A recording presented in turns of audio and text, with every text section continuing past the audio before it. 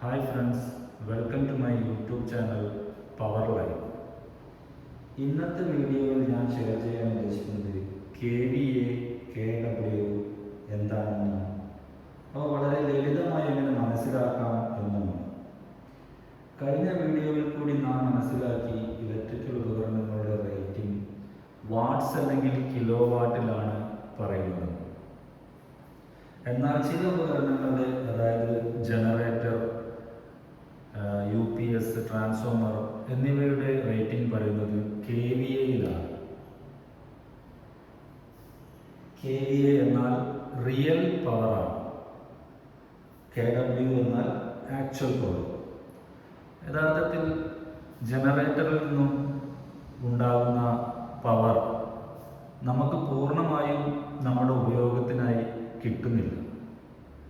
അങ്ങനെ ജനറേറ്ററിൽ നിന്നും ഉണ്ടാകുന്ന റിയൽ പവറിൽ നിന്നും നമുക്ക് ഉപയോഗത്തിനായി കിട്ടുന്ന പവറിനെയാണ് KW അല്ലെങ്കിൽ ആക്ച്വൽ പവർ എന്ന് പറയുന്നത്. ഇത് വളരെ ലളിതമായ രീതിയിലൊന്ന് മനസ്സിലാക്കാൻ ഞാനൊരു ഉദാഹരണം പറയാം. നമ്മൾ മാർക്കറ്റിൽ ഒരു പൈനാപ്പിൾ വാങ്ങിയെന്ന് കരുതുക. അത് വാങ്ങുമ്പോൾ 2 കിലോ ഉണ്ടെങ്കിലും നമ്മൾ വീട്ടിലെത്തി അതിൻ്റെ തൊലിയും മറ്റും ഒഴിവാക്കി നമുക്ക് കഴിക്കാനുള്ള പാകത്തിലാകുമ്പോൾ ആ 2 കിലോ ഉണ്ടാവില്ല. അതിൻ്റെ തൂക്കം നമ്മൾ വാങ്ങിയതിൽ നിന്നും കുറവായിരിക്കും. അതുപോലെയാണ് ജനറേറ്ററിൽ നിന്നും ട്രാൻസ്ഫോമറിൽ നിന്നും എല്ലാം വരുന്ന പവർ നമ്മളുടെ ഉപയോഗത്തിനായി നമുക്ക് കിട്ടുമ്പോൾ അത് ജനറേറ്ററിൽ നിന്നും ഉൽപ്പാദിപ്പിക്കപ്പെട്ട ആ റിയൽ പവർ ഉണ്ടാവില്ല. ഇങ്ങനെ ജനറേറ്ററുകളുടെയും UPSകളുടെയും റേറ്റിംഗ് പറയുന്നത് KVAയിലാണ്. ഈ KVA എന്ന് പറയുന്നത് കിലോ വോൾട്ട് ആംപിയർ എന്നാണ്. ഇതിൽ നിന്നും നമുക്ക് റിയൽ പവറിൽ നിന്നും ആക്ച്വൽ പവർ നമുക്ക് കണ്ടുപിടിക്കുന്നതിന്, അതായത് ഉൽപ്പാദിപ്പിക്കപ്പെടുന്ന പവറിൽ നിന്നും അതിൽ നിന്നും ഉണ്ടാകുന്ന നഷ്ടം ഒഴിവാക്കി നമുക്ക് കിട്ടുന്ന ഉപയോഗത്തിനായി കിട്ടുന്ന പവറിൽ എങ്ങനെ കണ്ടുപിടിക്കുമെന്ന് വെച്ചാൽ അതിനൊരു പവർ ഫാക്ടർ എന്നൊരു ഇതുണ്ട് ഇലക്ട്രിക്കൽ. അതിനെപ്പറ്റി നാം അടുത്ത ക്ലാസ്സിൽ പഠിക്കാം.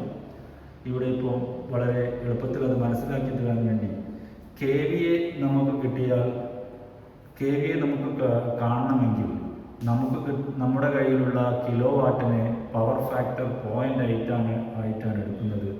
അത് വെച്ച് ഡിവൈഡ് ചെയ്യുക. അതേപോലെ